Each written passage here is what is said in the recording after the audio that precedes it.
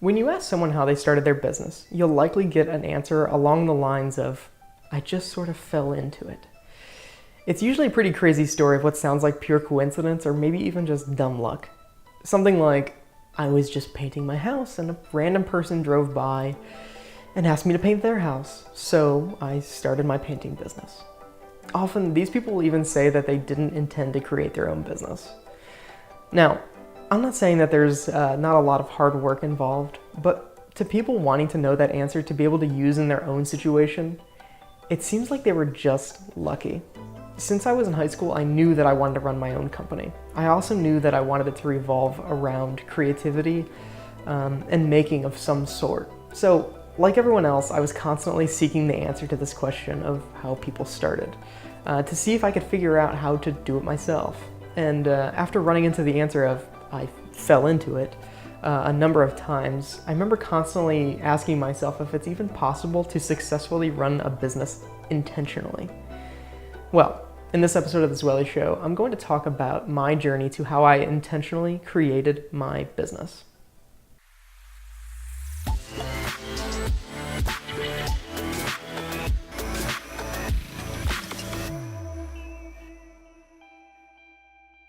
After I graduated college, I generally knew the path that I wanted to take to starting my own business. I wanted to start by getting a full-time job to learn more about animation and whatever I could about the business side of things until I was ready to jump off onto my own. In my head, that would take about 2 to 4 years.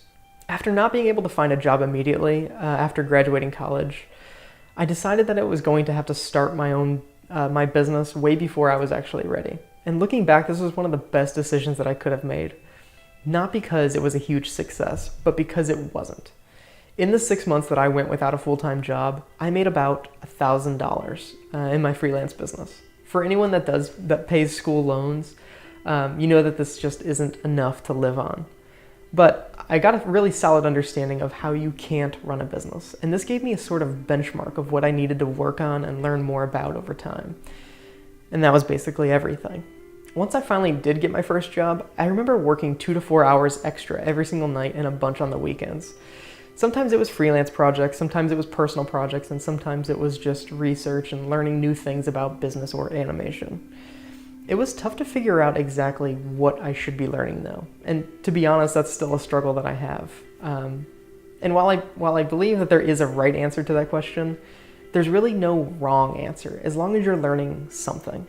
I've always had this thought that the people that were better than me had years of experience over me. So I've always felt that I needed to find a way to catch up and pass them someday if I wanted to be the best. I know people hate the idea of competition within creativity and art, but trying to be the best while keeping the competition healthy is what always has driven me to keep pushing every single day. So that's why I sort of made it a rule for myself to keep working those nights and weekends, even after I got a job, because it was my only way to catch the competition. If they were working 8 hours a day, I knew that I needed to be working at least 10. Now, I also want to make it known that I've always gotten between 6 to 8 hours of sleep every single night. That's one thing that I've proudly never sacrificed. Others will tell you that you have to work all night to get anything done. But I think that kind of hero talk is not only terrible for creativity, but extremely unhealthy for your personal well-being. So after 2 years of doing that, I felt like I hit a wall on my path to running a successful animation company. The biggest problem I realized is that my work just wasn't getting to the level that it needed to be the best. So I decided that I needed to focus on that side of things for a bit and surround myself with people that pushed me to getting to that level that I wanted to be at. So I moved to Los Angeles to work in a young, small studio that not only pushed way more out of me, but also taught me a bunch about starting a company since they were still going through a lot of that themselves since they were a young company. It wasn't until about 3 years later that I felt like I was ready to give running a business another try. But this time, it was a little bit different. I was married and had a kid. The risk factor had gone up significantly since the last time I tried. Yes, starting a company by itself is a risky endeavor, but having a family and being the only income made it way more risky. I made a decision to move to Columbus, Ohio, not only because it was closer to my home, but because it was simply easier to afford the risk. And after talking to a lot of people from here, I also saw the growing creative community and knew that they could also push me to be better. I've been running my business in Columbus for almost 3 years full-time now.